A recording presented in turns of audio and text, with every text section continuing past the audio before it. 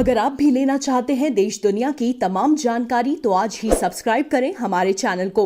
साथ ही नीचे दिए बेल आइकन को जरूर दबाएं ताकि हर अपडेट आप तक पहुंच सके।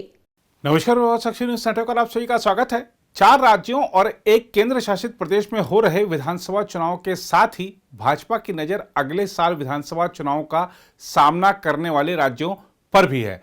अगले साल जिन राज्यों में विधानसभा चुनाव होने हैं उनमें उत्तर प्रदेश प्रमुख है। यह तो सभी जानते हैं कि दिल्ली की गद्दी का रास्ता उत्तर प्रदेश होकर जाता है, इसीलिए भाजपा ने उत्तर प्रदेश में अभी से मेहनत करना शुरू कर दिया है। भाजपा अध्यक्ष जेपी नड्डा वाराणसी के 2 दिवसीय दौरे पर हैं। इस दौरे के दौरान उन्होंने पंचायत चुनाव में जीत के लिए पार्टी कार्यकर्ताओं को मंत्र भी दिए और संगठन को भी चुस्त दुरुस्त किया। अपने दौरे के दूसरे दिन नड्डा ने बाबा विश्वनाथ के दर्शन और पूजन किया और साथ ही काशी विश्वनाथ मंदिर के बाहर बनारस की प्रसिद्ध कचौड़ी और जलेबी का भी स्वाद लिया।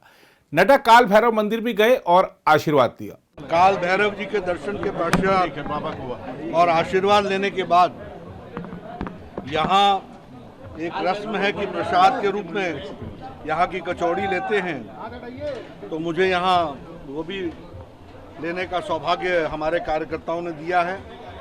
आनंद भी आया है और बनारस की जो रीति नीति और संस्कृति है उसमें मुझे समावेश करने का मौका मिला है।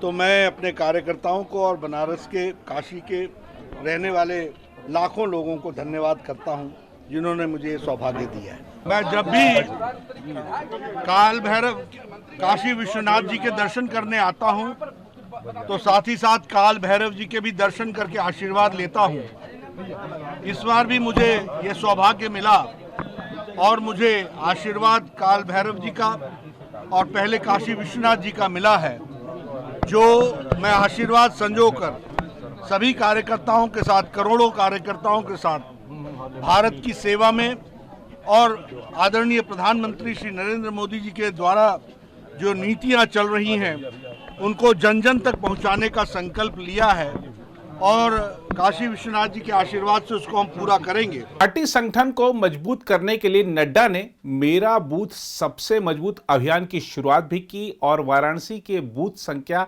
251 के अंतर्गत वार्ड कार्यकर्ताओं के साथ बैठक कर मार्ग निर्देशन किया।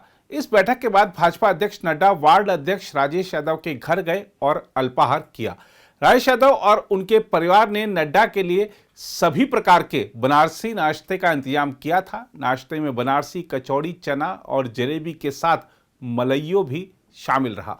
मलइयो बनारस में ठंड के मौसम की सबसे लोकप्रिय चीज है और अपने खास स्वाद के लिए विश्व प्रसिद्ध है।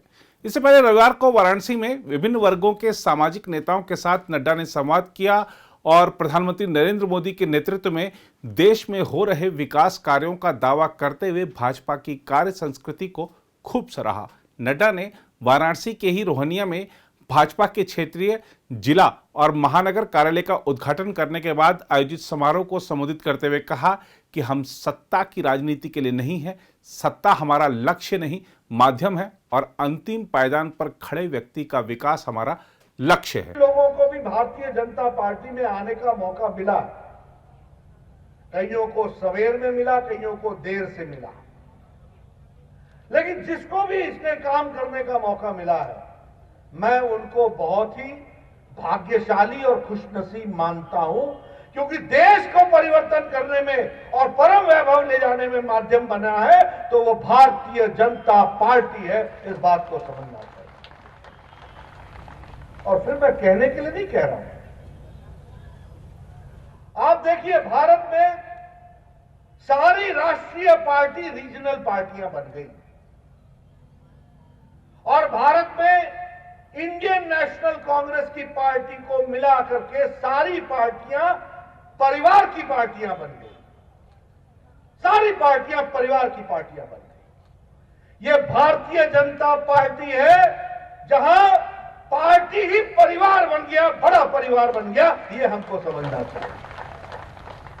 ये सौभाग्य किसको मिलता है?